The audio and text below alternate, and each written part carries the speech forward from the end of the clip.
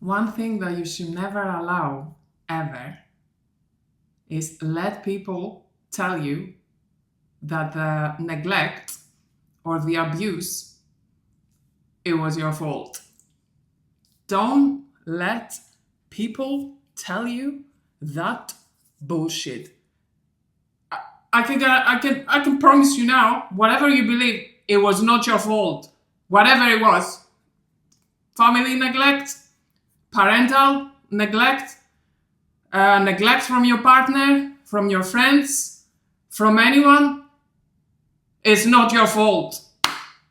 Look at me, it's not your fault. Not especially, they're all equal. Who?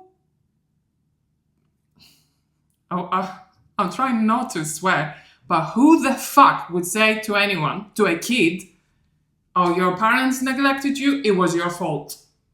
And I'm only saying this because you guessed it. I get those comments in my last videos when I've been talking about my family and the emotional neglect. It was a guarantee. It wasn't just me. It was everyone in my siblings. The emotional neglect is a fact. Is a guarantee. I get comments. I actually laugh because it's so laughable. How can you please don't reproduce? How can you tell a kid, oh, your mom never hugged you. Your mom never said, "I'm proud of you." Your mom never hugged you or like said, "I love you," or listened to your needs or put her arms around you or like told you it's gonna be okay or asked you about your dreams or how your day was. It was your fault. What kind of person do you have to be to say that to a child? Because that's what you're telling me. And I sincerely hope, I'm praying that you don't have kids, because you're just confessing. When you say it was my fault and we should know the other side of the story, Joe. I mean, I'm hearing you, Joe, but we should know the other side of the story is a confession. All I'm hearing is that you do it. That's what you do. You're a toxic person. Please do not have kids. Please, I'm begging you. Do not have kids if you're like that. Or the other thing, I'm going to just mention it very, very briefly, because I think that's the dumbest thing you can tell to someone. Because I left. You're telling me it's my fault because I left home. That is so stupid. That is so, again, don't have kids if you're not expecting them to live their own lives, to have their own lives. Forgive me, I'm solo, I'm single, whatever. I left home, whatever, like a normal 21-year-old would do. What would you tell someone who has kids, like a family, and they leave the city, sometimes they leave the country? Again, it just comes to the same conclusion. Please have a little think. Because the harm has happened, the damage has happened. If you're new in this, world, in this life, whatever, you're just planning to have kids, you're planning to have a family, stop and think. Listen to your gut and listen to your intuition and think, why do I want? What am I expecting from that kid? How can I love that kid in any way? Emotionally, mentally, psychologically, financially? How can I love this kid unconditionally and then proceed and then think, okay, yes, I can love that kid now as a baby. I can love that kid when they're 20 years old. That's all I'm asking. Think. Don't just pop a kid out there and just, we've done our thing. We've done our, what's the word? The purpose in life is just, have kids and family. We've done it. we fulfilled our purpose, this is it, and let them just grow by themselves. Let them, even the tiniest thing, or they come back from school, let them, I'm not going to help them with their homework. Anyway, I don't know maths.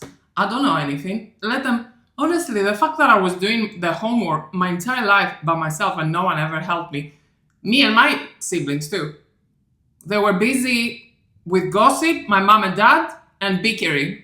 That's what they were doing. Emotional neglect. I was just trying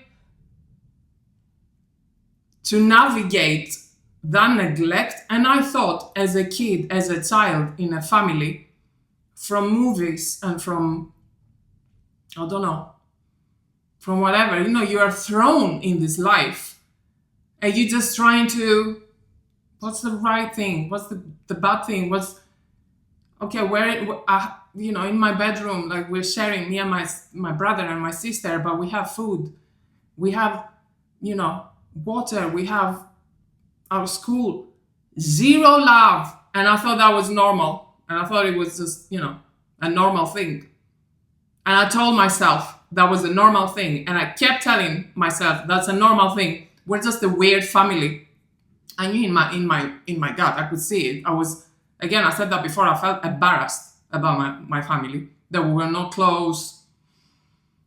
I felt embarrassed about, I don't know, my dad coming to my school and just, when they had to, to visit the school to for the grades. I don't know how it is here in the UK.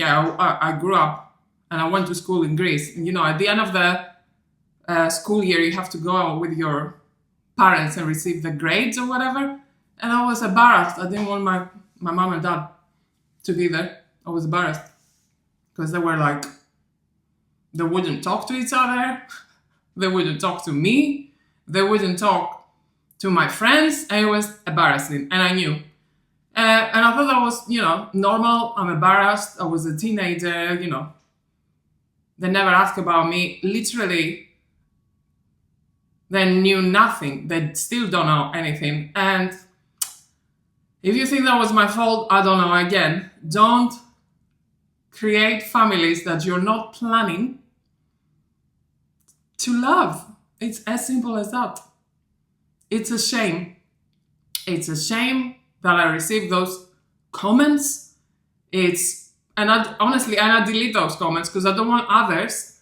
I consider myself very strong, very independent, very strong-headed. These comments don't affect me in any ways, and I delete them. I don't want others to see those comments because I'm talking about these things, and I want others to find some help from the things I say, because not a lot of people say those things out loud. And honestly, I hope I helped someone, even though, guys, you helped me immensely. I have to say thank you. So I don't want someone to read a comment like that, a nasty comment, and think, oh, maybe it was my fault. For me, it makes no difference, but I delete them because I don't want others to read that insensitive, illogical, and downright pathetic comment. So I delete them. Don't try to look for them. They're not there. Anyway, guys, thank you so much for sharing your stories. Honestly, me talking about this, it was completely, I was not planning to talk about this, only because I was planning to go to Greece and they behaved how they behaved. Again, you know the story. Only because of that, I started talking about it. And thank you so much for sharing your stories, because you made me feel, you empowered me, about how to behave. And hearing reading your stories and your experiences and how people cut their parents off for years. And I was like, oh my gosh, there is light. It doesn't have to be like that. Again, thank you so much. And I hope I'm helping someone. Thank you, and have a fantastic day.